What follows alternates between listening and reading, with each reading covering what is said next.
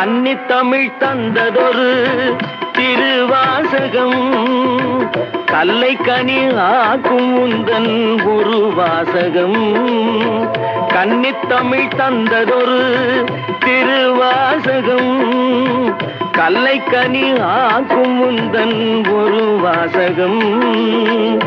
உண்டென்று சொல்வதுந்தன் கண்ணல்லவா, வண்ண கண்ணல்லவா.